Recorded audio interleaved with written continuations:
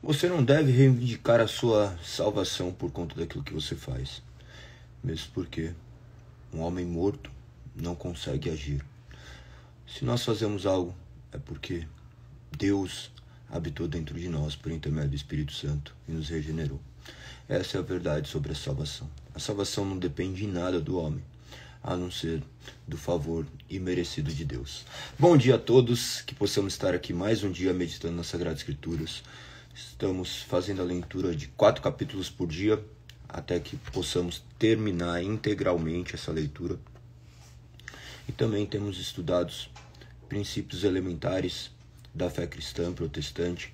Nós já mergulhamos acerca do Catecismo de Heidelberg, agora nós estamos falando sobre a Confissão Belga. Nós estamos hoje no artigo 23, ao qual iniciaremos neste exato momento.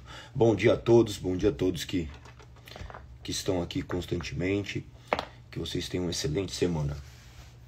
Vamos então para o artigo de número 23, a nossa justiça diante de Deus.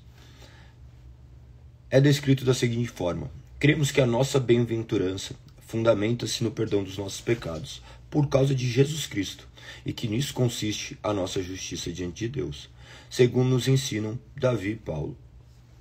Eles declaram que é bem-aventurado o homem a quem Deus atribui justiça, independente de obras. O apóstolo também diz que somos justificados gratuitamente por sua graça, mediante a redenção que há em Cristo Jesus. Nós vemos também no artigo, no verso 1 de 1 João, capítulo 2, diz assim, ó: Meus filhinhos, escrevo-lhes essas coisas para que vocês não pequem. Se contudo alguém pecar, temos um advogado que defende nossa causa diante do Pai, Jesus Cristo, aquele que é justo.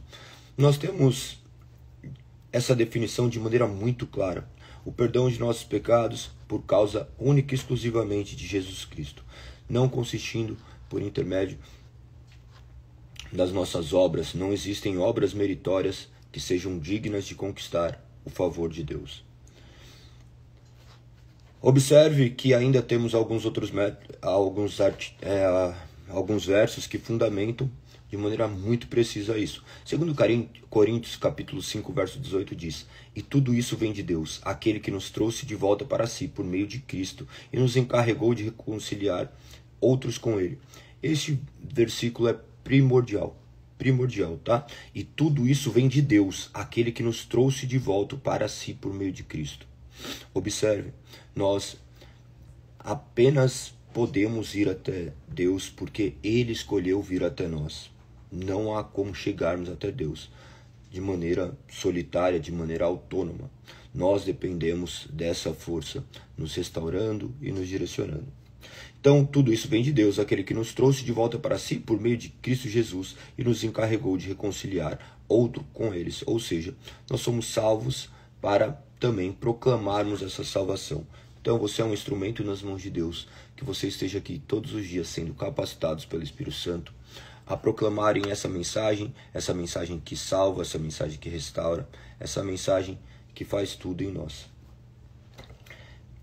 No verso 19, ele continua ainda dizendo: Pois em Cristo Jesus, Deus estava reconciliando consigo o mundo, não levando mais em conta os pecados das pessoas. Ele nos deu essa mensagem maravilhosa de reconciliação. Ou seja, aquele que está em Cristo, nova criatura é. Efésios capítulo 2, verso 8. Vocês são salvos pela graça por meio da fé. Isso não vem de vocês, é uma dádiva de Deus. Todos esses versos apontam justamente para a autonomia, para a vontade soberana de Deus de escolher salvar uma multidão, uma infinidade de pessoas, do quais lhe aprove pelos seus próprios desejos. Primeira Epístola de Timóteo, capítulo 2, verso 6. Ele deu sua vida para comprar a liberdade de todos. Essa é a mensagem que foi entregue ao mundo no momento oportuno. Ou seja, Deus comprou pessoas do mundo inteiro, de toda raça, tribo e nação, do qual nós não sabemos quem são. Então, nós confiamos nisso, nós cremos que Deus há de salvar aqueles do quais Ele morreu por ele. Então, Não se esqueça nunca disso. Proclame o evangelho a toda criatura. Você não sabe quem Deus escolheu salvar. Para nós, há apenas pessoas a serem salvas. Para nós não há pessoas a serem condenadas. Você não tem potencial para condenar alguém. Ainda que você olhe e reprove certas atitudes, a nossa mensagem é de proclamação do evangelho, sabendo que Deus há de condená-los pela sua própria justiça. Então, nossa função aqui é simplesmente sermos proclamadores das boas novas. Claro, nós repudiamos todos os atos vergonhosos, mas ainda assim continuaremos a proclamar, porque nós sabemos que nós também éramos antes pecadores e agora regenerados pela obra de Cristo Jesus. Nós não atribuímos a nós méritos algum, e nós nos compadecemos dessas pessoas que estão caminhando pelo erro e pedimos para que o Espírito Santo os ilumine e tenha misericórdia dessas vidas. Continua dizendo nessa segunda sentença: portanto, sempre nos apegamos a este fundamento firme, damos toda a glória a Deus, humilhando-nos diante dele, reconhecemos aquilo que realmente somos, nada temos que reivindicar por causa de nós mesmos, nem por nosso mérito, mas dependemos e descansamos somente na obediência de Jesus Cristo crucificado. Essa obediência é nossa quando cremos nele. Nós depositamos sempre a suficiência da nossa salvação em Cristo Jesus. Salmo 115, verso 1 diz: não a nós, Senhor, não a nós, mas a teu nome seja toda a glória por teu amor e por tua fidelidade. Nós vamos encontrar ainda em Tiago, capítulo 2, verso 10, a seguinte definição: pois quem obedece a todas as leis, exceto uma, torna-se culpado de desobedecer todas as outras. Do que se trata isso quando é mencionado nesse artigo? Você vai ver que nada temos que reivindicar por causa de nós mesmos, nem por mérito nosso. Então, utiliza-se desse fundamento. Nós olhamos quem desobedece à lei, exceto Cristo, que obedeceu todas.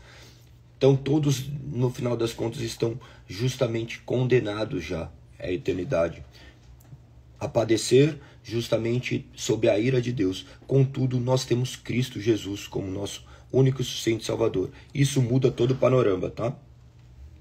Mérito que não se trata de ser mérito nosso. Continua dizendo ainda assim, mas dependemos e descansamos somente na obediência de Jesus Cristo crucificado.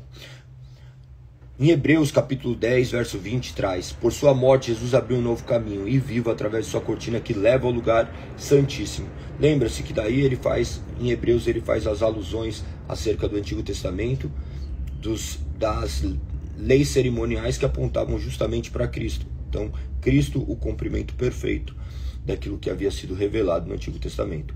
Atos dos Apóstolos, capítulo 4, verso 12 diz: não há salvação em nenhum outro, não há nenhum outro nome debaixo do céu em toda a humanidade por meio do qual devemos ser salvos. Esta obediência é nossa quando cremos nele. Romanos 4, verso 23 diz: e quando Deus considerou Abrão justo, não o fez para benefício dele. As escrituras dizem que foi também para nosso benefício, pois elas garantem que também seremos considerados justos por cremos naquele que ressuscitou dos mortos, a Jesus, nosso Senhor. Ele foi entregue à morte por causa de nossos pecados e foi ressuscitado para que fôssemos declarados justos diante de Deus. Esse capítulo aqui de Romanos aponta justamente para a suficiência de Cristo Jesus, mais uma vez sendo considerados justos pela obra de Cristo Jesus na cruz do Calvário. Que você possa cada vez mais ter essa consciência da suficiência de Cristo, a nossa justiça diante de Deus.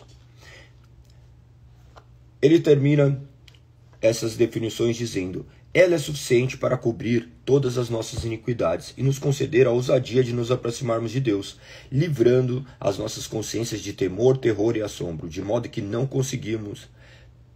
a não seguirmos o exemplo do nosso primeiro pai, Adão, que trêmulo tentou se esconder e se cobrir de folhas de figueira.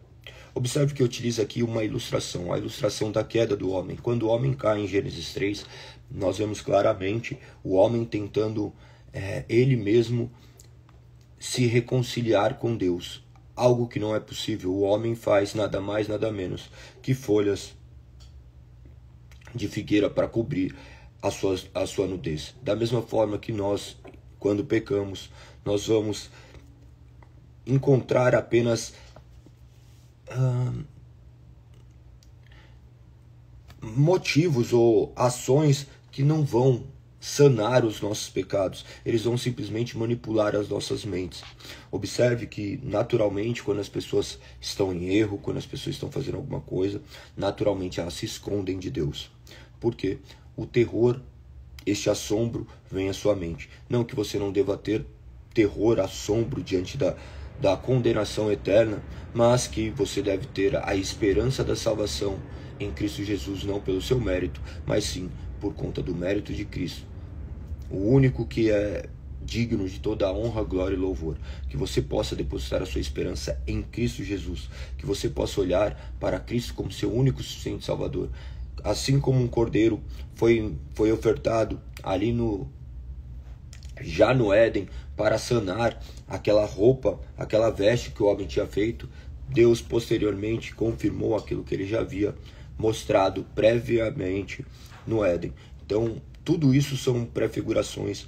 Observe que Cristo sempre será suficiente e ele é mostrado ao longo de todas as Escrituras. Esses artigos visam te trazer essa consciência, fazer esses paralelos, direcionar você a um conhecimento cada vez mais amplo das Sagradas Escrituras. O verso que menciona aqui é Gênesis, justamente capítulo 3, verso 7, onde diz: naquele momento seus olhos se abriram e eles perceberam que estavam nus. Por isso costuraram folhas de figueira, umas às outras, para se cobrirem. Depois de comerem do fruto, é isso que ocorre. Em Sofonias, capítulo 3, verso 11, diz: naquele dia vocês não precisarão se envergonhar, pois já não serão rebeldes contra mim. Removerei de seu meio os orgulhosos. Não haverá mais arrogância em meu santo monte. Em Hebreus 4,16, assim aproximemos com toda a confiança do trono da graça, onde receberemos misericórdia e encontraremos graça para nos ajudar quando for preciso. 1 João capítulo 4, verso 17, à medida que permanecemos em Deus, nosso amor se torna mais perfeito. Assim teremos confiança no dia do julgamento, pois vivemos como Jesus viveu neste mundo. Esse amor não tem medo, pois o perfeito amor afasta todo medo. Se temos medo, é porque tememos o castigo. E isso mostra que ainda não experimentamos plenamente o amor. Nós amamos porque ele nos amou primeiro. Essa é a grande verdade do Evangelho. Nós o amamos porque ele nos amou primeiro. Nós não conseguiríamos amá-lo se ele não tivesse nos amado. Lembre-se que a religião sempre será o homem tentando ir até Deus. O Evangelho é Deus se fazendo carne e vindo até o homem.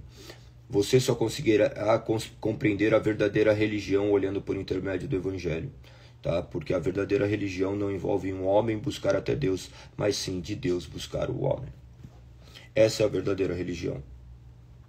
Por isso que existem milhares de religiões, mas só uma é verdadeira, porque só uma parte de Deus soberano resgatando aqueles que ele teria todo o direito de condenar e ainda assim ele entregou sua vida.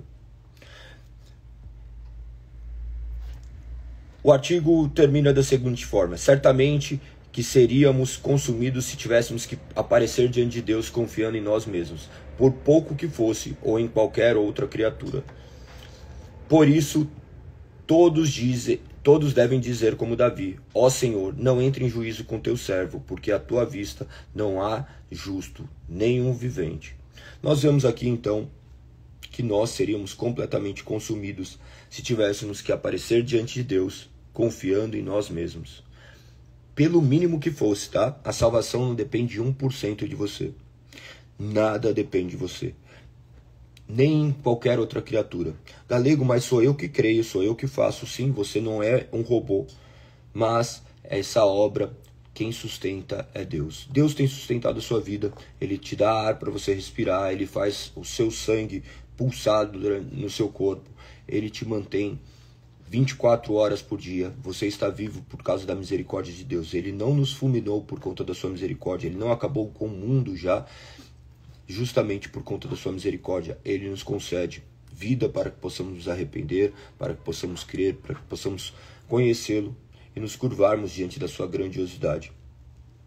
E Ele que nos coloca de joelho por intermédio do Teu Santo Espírito, porque nós somos seres completamente rebeldes, seguimos os desejos dos nossos corações, criamos as nossas próprias leis, por isso que nós estamos aqui, meditando todos os dias nas Sagradas Escrituras, não para que dominemos as Sagradas Escrituras, mas para que as Sagradas Escrituras possam nos dominar e nos direcionar a uma maturidade, a uma forma que Cristo seja reluzido em nós. Observe que o homem é sempre imperfeito.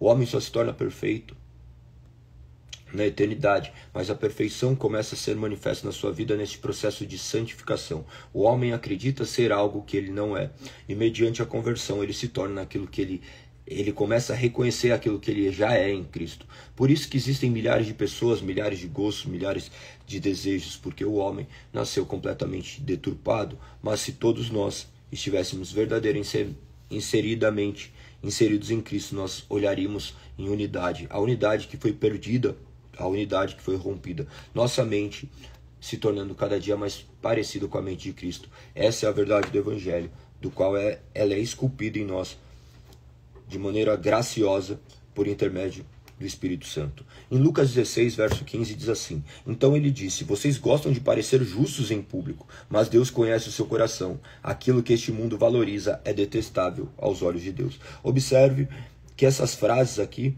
são desconsideradas muitas vezes da Bíblia. E essas frases são por vezes direcionadas a nós mesmos. Observe que nós sempre nos julgamos justos, nós nos julgamos merecedores, nós nos julgamos dignos. Nós olhamos e falamos: por que algumas coisas ruins acontecem na minha vida, sendo que eu sou fiel ao Senhor, eu obedeço o Senhor, eu oro. Olha aí as outras pessoas, você sempre arrogando sua superioridade sobre as outras pessoas. Nós somos esses seres repugnantes, do quais arrogamos para nós méritos, do quais nossos egos são inflados. Nós queremos ter superioridade sobre outras pessoas, nós queremos vencer sobre outras pessoas. Observe que nossa vida sempre será essa eterna competição, mas apenas em Cristo que nós conseguiremos se refriar. Nós não queremos ser bons por si só. Nós queremos ser bons para sermos melhores que os outros. Naturalmente, quando nós olhamos para a nossa vida, nós estamos sempre competindo com alguém, querendo ser melhor do que os outros, buscando a satisfação do nosso próprio ego. Essa frase aqui, quando ele diz: Então ele disse, vocês gostam de aparecer justos em público, mas Deus conhece o seu coração. Aquilo que este mundo valoriza é detestável aos olhos de Deus. Quantas vezes nós não queremos nos mostrar espirituais? Quem disse que eu não posso estar aqui querendo me mostrar espiritual, arrogando conhecimento, arrotando conhecimento aqui? Eu não consigo sondar os desejos do meu coração. Eu posso olhar aqui falando assim: não, estou aqui pela vida de vocês, me importando com a obra do Senhor, mas no fundo pode ter milhares de desejos ocultos dos meus olhos, entre ego, vaidade, senso de notoriedade. Quem disse que eu estou livre disso? Eu não estou livre disso e eu não sei. Mas, sendo bom ou ruim, nós devemos depositar nossa esperança em Cristo Jesus para que todas as verdades venham à tona, para que Ele desmascare as nossas mentiras, para que Ele seja glorificado. Então nós buscamos a honra e glória do Senhor. Observe que essa frase aqui nós podemos adaptar a milhares de coisas. Esses versos aqui são versos que retratam justamente essa malignidade do ser humano. Quantas vezes talvez você não esteve ali no culto completamente destruído, ou talvez até aparentemente inteiro, e vai lá todo bonitinho, levanta a mão, chora, ora. Na hora que você sai, você vai lá, trai a sua esposa, volta para a pornografia, vai para o bar, vive embriagado, envergonhando o nome de Deus. Ou você até mesmo está lá fazendo suas ofertas, não oferta graciosa, generosa, fazendo aquilo ali com avareza, fazendo as suas ofertas pensando em si mesmo, pensando que Deus depois poderá te retribuir aquilo que você está ofertando, porque se você ofertou a Ele, depois Ele tem a obrigação de te devolver em dobro, em multiplicar. Observe que é isso, nós somos essa matéria completamente repugnante, desprezível, do qual necessitamos dessa palavra para sobrevivermos. Essa palavra é nosso alimento, por isso que se chama-se pão diário. Essa palavra alimenta a nossa alma, nosso espírito. Talvez sejam palavras que não sejam tão agradáveis, não descem suavemente, porque o remédio sempre é amargo. O remédio visa justamente restaurar e corrigir aquilo que está errado. E nós não podemos nos deparar com essas palavras olhando de maneira completamente sem nenhuma emoção, sem nenhum sentimento. Nós temos que olhar para essas palavras, observarmos essas palavras devem penetrar e sair rasgando o nosso peito, o nosso coração, gerando mudança, gerando transformação, porque nós estamos justamente saindo da nossa zona de conforto, da nossa essência, essa essência de se proteger. O ser humano sempre busca proteção e conforto. O homem sempre vai buscar isso. A prova de você ter que ficar trabalhando, de você ficar fazendo determinadas coisas, é você buscando sempre as recompensas mais rápidas e mais baratas que você pode. Mas Deus te mostra algo muito maior do qual você não consegue conquistar por si só. Continuando, ainda tem outro verso que aponta aqui. Deixa eu...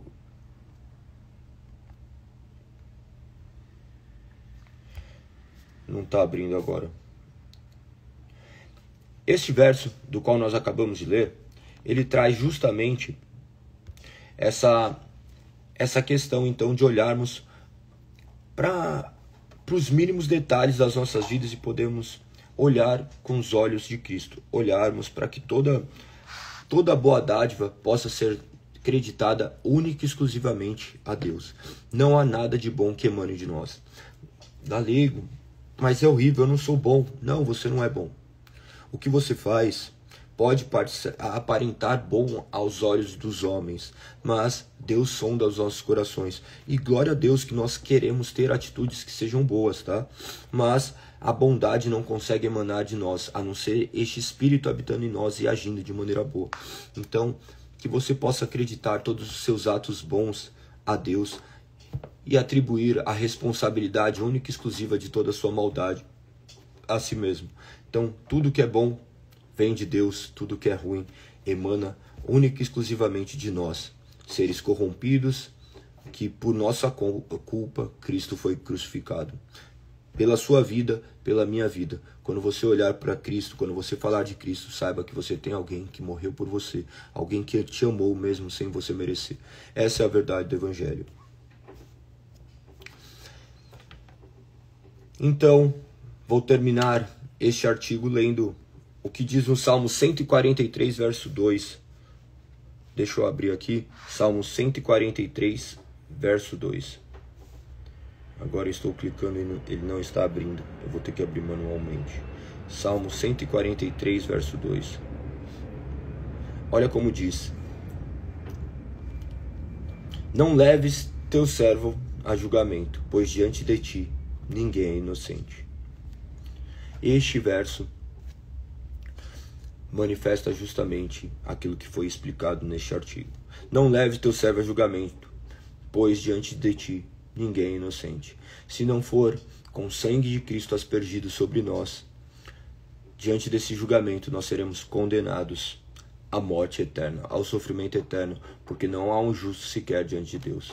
Que possamos depositar nossa esperança única e exclusivamente em Cristo Jesus, aquele que morreu e se entregou por nós. Amanhã nós veremos o artigo de número 24, onde manifesta a nossa santificação e as boas obras.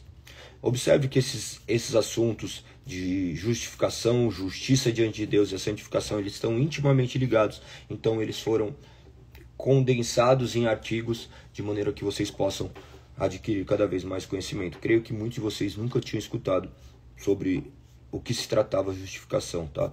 Então pense muito bem a respeito disso, leiam com bastante atenção, se vocês puderem depois meditar um pouquinho mais, verem verso a verso do que se tratava, vocês conseguirão enxergar de maneira muito clara.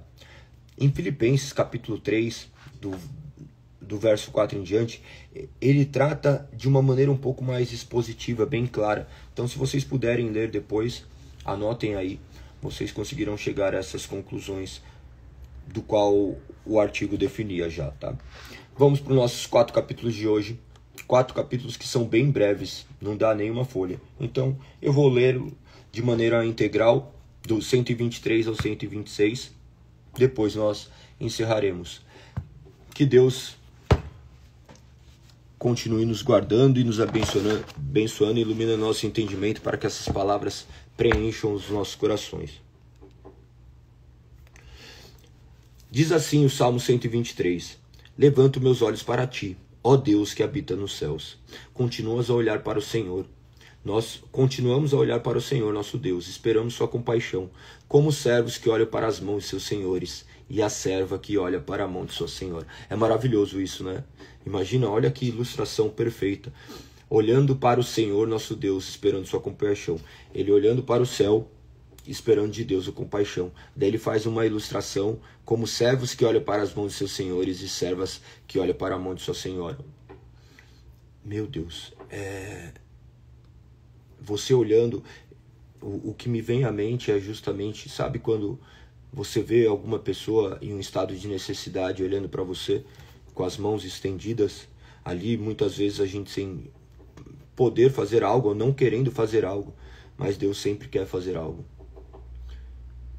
Sempre quer fazer algo.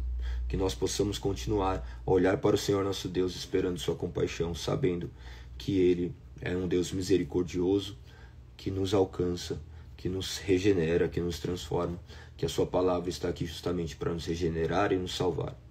Verso 3 diz: tem misericórdia de nós, Senhor, tem misericórdia, pois estamos cansados de tanto desprezo, estamos exaustos de tanta zombaria dos orgulhosos e do desprezo dos arrogantes.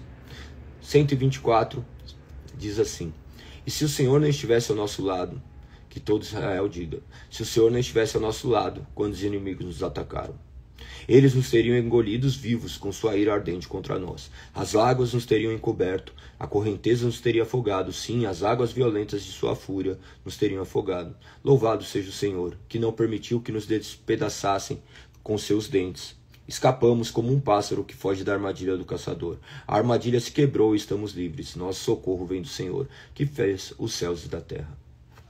E se o Senhor não estivesse do nosso lado? E se o Senhor não estivesse do seu lado, te guardando naquele acidente, te guardando no seu parto, te guardando quando você sai da sua casa? Nós já teríamos sido destruídos e consumidos. Se Deus não tivesse me guardado, eu já teria me autodestruído. Mas Deus preservou a minha vida por razões que só Ele sabe, por razões que não estão em mim, somente nele, porque não há nada de bom em mim. Não há nada de bom do qual seja digno de louvor em mim, a não ser a imagem de Cristo esculpida em mim. Que isso não vem de mim, não nasce em mim, não veio de maneira natural. Veio dele agindo sobrenaturalmente sobre essa matéria que era informe e vazia. Que você possa hoje, assim como o salmista disse, claro que ele estava olhando para a realidade sua da época, onde eles acabaram de ter as suas memórias ativadas acerca do passado que haveria acontecido. Lembra-se do povo sendo resgatado do Egito, onde Deus ali preserva aquelas vidas. Mas você também foi resgatado do Egito. Deus também preservou a sua vida. Deus não permitiu que a doença te matasse, não permitiu que acidentes te matasse, não permitiu que mãos levianas tirassem a sua vida. Deus te guardou durante todo esse tempo, em meio a mares, em meio a tempestades, em meio a uma série de atrocidades. Ele continua a guardar aqueles que são seus, para que no devido momento essa palavra penetre o coração e ele seja desperto para a vida eterna. Deus quer te salvar. E Ele te salva por intermédio da pregação dessa palavra, essa palavra que perfura o mais duro dos corações, essa palavra que desperta aqueles que antes estavam dormindo. Que você possa ser despertado pelo Senhor, que essa palavra possa perfurar o seu coração e te trazer de fato vida, que essa palavra possa romper as algemas que te aprisionavam ao pecado e você ser liberto, em nome do Senhor. Salmo de número 125 diz: os que confiam no Senhor são como o monte de Sião.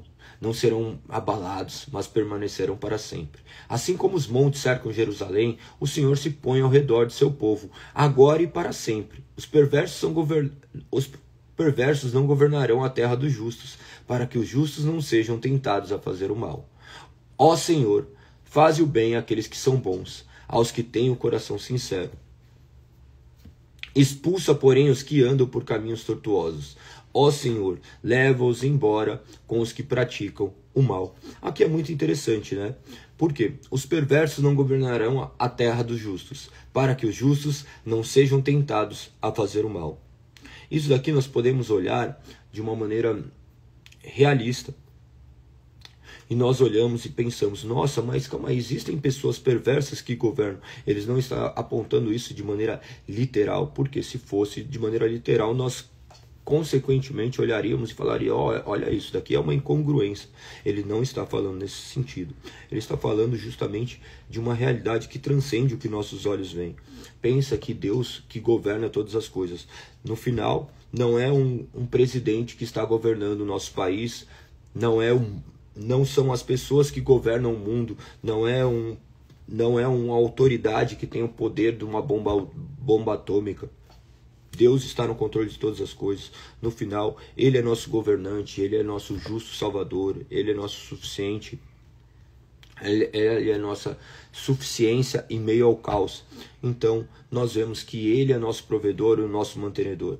Observe que o salmista aqui no verso 4 diz: ó Senhor, faze o bem àqueles que são bons, aos que têm o coração sincero.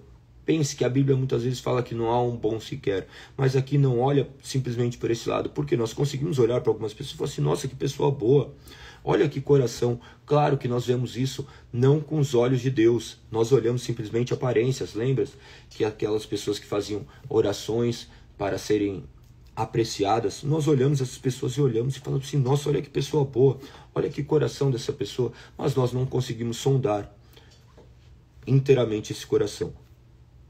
Mas essas pessoas ainda olham para que nós possamos olhar e glorificar o nome de Deus, porque ainda assim, quando nós vemos pessoas que aparentemente são boas, de certa forma, ainda que ela seja má em sua essência, Deus está cuidando para que ela também possa praticar algo do qual o seu nome será glorificado, ainda que por motivos ruins, tá? Isso parece ser muito contraditório, porque imagina, se você depois for ler alguns livros, a República de Platão fala do imperfeito perfeito. O que é um imperfeito perfeito? Ele vai mencionar justamente de um homem que é completamente corrupto, mas para ele ser um corrupto perfeito, ele aparenta ser perfeito. Então imagina que ele faz tudo bonitinho, segue determinados protocolos, mas os seus atos são completamente ruins. Diante de outras pessoas ele aparenta ser bom, mas a sua essência é completamente maligna. Então, que nós possamos distinguir muito bem isso e vermos se nós não somos esses que temos atitudes completamente ruins, mas somente ocultas e não à frente dos outros. Por óbvio, naturalmente nosso mal não é feito às claras, mas que nós não sejamos esses imperfeitos perfeitos, que nós possamos manifestar a nossa imperfeição diante do Senhor, que nós possamos irmos até o Senhor e falar assim: Senhor, eu reconheço o quanto eu sou falho, eu reconheço o quanto eu sou miserável, eu reconheço o quanto eu me afasto de Ti. Eu peço, Senhor, que o Senhor possa fazer uma transformação no meu coração, porque eu tenho pecado contra o Senhor constantemente. Senhor, eu não tenho desejo na Sua lei, eu não consigo chegar e resistir a esses desejos, eu me inclino a esses desejos completamente caídos, Senhor. Não me entregue a mim mesmo. Senhor, que essa semana eu possa resistir. Senhor, eu tenho sido dominado pela comida, pelo vício, pela mentira, pela pornografia. Senhor, eu tenho ódio no meu coração, eu tenho raiva, eu tenho desejos malignos. Senhor, tira isso de mim. Senhor, eu não consigo, Senhor. Senhor, os outros me acham bons, mas eu não sou, Senhor. As pessoas olham para mim, mas eu sei, Senhor, que o que eu tenho feito não é digno aos olhos do Senhor. Observe que ontem eu estava jogando dominó com meus filhos, daí, naturalmente, tem a pedra que começa o jogo, né, que é o 6 e 6, é uma bucha de 6. Daí eu falei para ele que saiu com aquela. Daí ele tinha visto que começava, ele colocou a mão em cima daquela pedra, para depois ele poder começar com ela. Alguém ensina ele a fazer isso? Não, isso daí já nasce no ser humano, esse desejo de ter vantagem sobre os outros. Então, daquela forma, ele chegou, e daí a oportunidade de eu conversar com ele, falando assim: meu filho, olha aqui, você ganhar fazendo as coisas erradas, você vai ganhar simplesmente aos olhos dos outros, mas o seu coração estará completamente corrompido diante disso, porque você não terá orgulho disso. Você se orgulhará de ser superior aos outros, mas você não se venceu.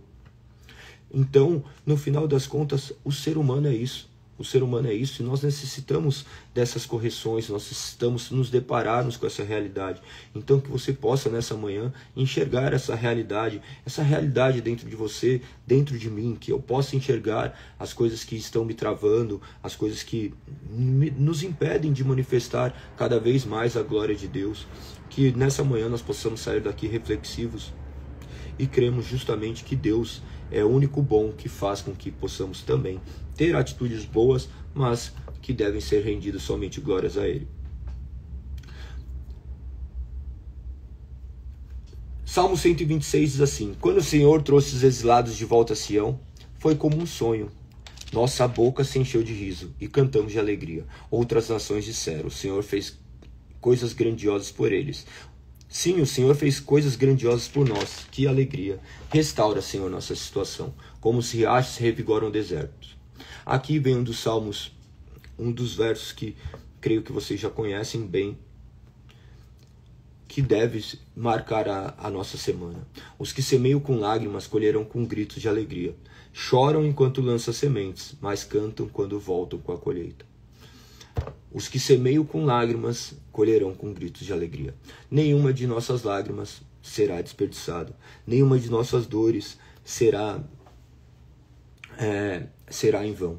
Pense que na eternidade essas lágrimas serão enxugadas por aquele que nos sustentou durante todo esse tempo, nessa vida breve que temos aqui neste corpo.